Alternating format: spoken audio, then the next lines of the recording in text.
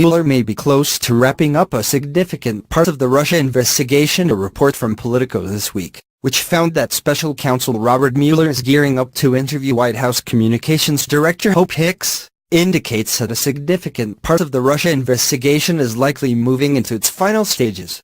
Hicks has long been one of President Donald Trump's most trusted advisors, and she was present during some events that are key to the special counsel's investigation. Mueller's probe includes multiple components. In addition to looking into whether members of the Trump campaign colluded with Moscow to tilt the 2016 election in his favor, the special counsel is also investigating Trump for obstruction of justice related to his decision to fire FBI Director James Comey. Hicks was a key presence during a number of critical moments leading up to Comey's firing. Comey was spearheading the FBI's Russia investigation when he was dismissed as FBI director in May. At first, the White House said he was fired because of his handling of the Bureau's investigation into former Secretary of State Hillary Clinton's use of a private email server to conduct government business. But Trump later told NBC's Lester Holt that this Russia thing had been a factor in his decision.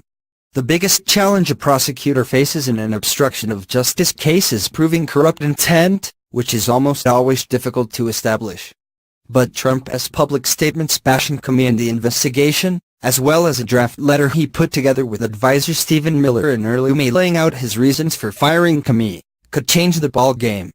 The best way to prove someone's intent is through their own words and actions, former federal prosecutor Renato Mariotti told Business Insider in an earlier interview. Here, you have a letter that was written by Miller, at the direction of the president, that contains what the president's thoughts were at that time. Hicks was with Trump the weekend he and Miller drafted the letter. She was also with Trump in the Oval Office for a meeting on May 8, the day before Trump fired Comey. During the meeting, Trump described the letter that he and Miller had composed. Though its full contents remain unclear, the Washington Post reported that it focused on what was perhaps Trump's greatest frustration with Comey, that the FBI director did not publicly announce, when he was leading the Bureau's investigation, that Trump was not personally under investigation. Mueller's obstruction of justice case is probably coming to a close. That Mueller is getting ready to interview Hicks, who has long been in Trump's innermost circle, signals that he is nearing the end stages of the obstruction of justice investigation, Mariotti said Saturday. When you're re-interviewing people in a large-scale investigation like this, you generally start at the bottom and move towards the top, Mariotti said. As you interview lower-level advisors, sometimes they give you information that makes you realize there are additional documents you need to obtain or interviews you need to conduct, before working your way up. Adam Goldberg, who served as a White House lawyer in President Bill Clinton's administration, echoed that point. Anytime you can get someone who is the right-hand person or who has been around the primary target of an investigation, under oath, answering detailed questions, means you've progressed very far along in the investigation, Goldberg told Politico. Though the president's defense attorneys, like White House lawyer Ty Cobb, have expressed confidence that the Russia probe will conclude by as soon as the end of the calendar year, sources close to the investigation told the Washington Post on Sunday that they expect the investigation to continue deep into 2018, and possibly beyond that.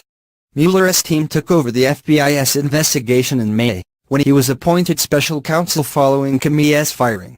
Prosecutors have so far extracted a guilty plea from former Trump campaign foreign policy advisor George Papadopoulos, who was charged with one count of lying to federal agents about his contacts with individuals who claimed to be linked to the Russian government.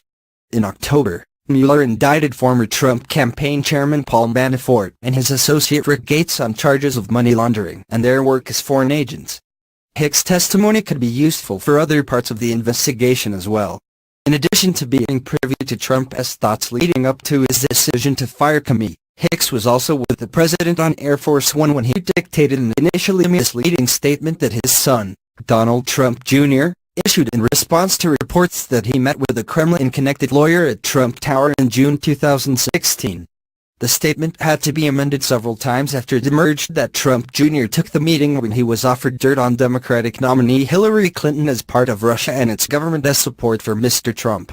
Hicks was among the advisors who believed the White House should release a truthful statement that could not be repudiated if more details surfaced later, the Post reported.